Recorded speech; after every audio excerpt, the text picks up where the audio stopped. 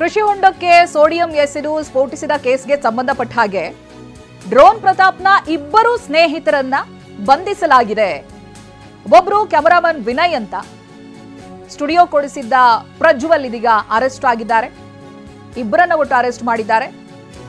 ಕೃಷಿ ಹೊಂಡಕ್ಕೆ ಸೋಡಿಯಂ ಎಸೆದು ಸ್ಫೋಟಿಸಿ ಅದರ ವಿಡಿಯೋವನ್ನ ಮಾಡಿದ್ರು ಡ್ರೋನ್ ಪ್ರತಾಪ್.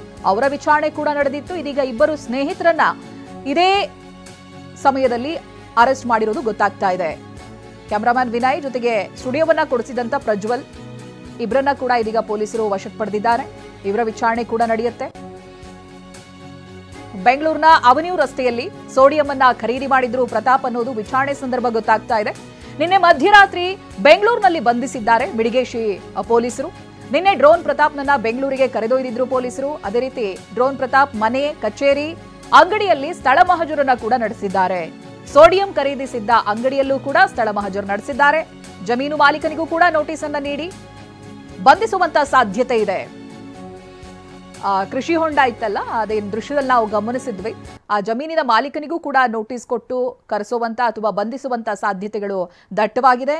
ಇದೀಗ ಇದೇ ಪ್ರಕರಣಕ್ಕೆ ಸಂಬಂಧಪಟ್ಟ ಹಾಗೆ ಒಟ್ಟು ಇಬ್ಬರನ್ನ ಡ್ರೋನ್ ಪ್ರತಾಪ್ ಇದಾಗಲೇ ಪೊಲೀಸರ ವಿಚಾರಣೆಯಲ್ಲಿದ್ದಾರೆ. ಅವ್ರನ್ನ ಹೊರತುಪಡಿಸಿ ಇನ್ನಿಬ್ಬರು ಸ್ನೇಹಿತರನ್ನ ಬಂಧಿಸಲಾಗಿದೆ. ಈ ಬಗ್ಗೆ ಡೀಟೇಲ್ಸ್ ಅನ್ನ ಪಡೆದುಕೊಳ್ತಾ ಹೋಗ್ತೀನಿ. ಪ್ರತಿನಿಧಿ ಮಹೇಶ್ ಫೋನ್ ಸಂಪರ್ಕದಲ್ಲಿದ್ದಾರೆ. ಮಹೇಶ್, ಒಂದು ಡ್ರೋನ್ ಪ್ರತಾಪ್ ವಿಚಾರಣೆ ಆಗ್ತಾ ಇದೆ, ಸ್ಥಳ ಮಹಜರಾಗಿದೆ. ಇದರ ನಡುವೆ ಇಬ್ಬರನ್ನ ಬಂಧಿಸಲಾಗಿದೆಯಲ್ಲ, ಅವರ ಪಾತ್ರ ಈ ಒಂದು ಸ್ಫೋಟದಲ್ಲಿ ಏನಿದೆ ಅಂತ?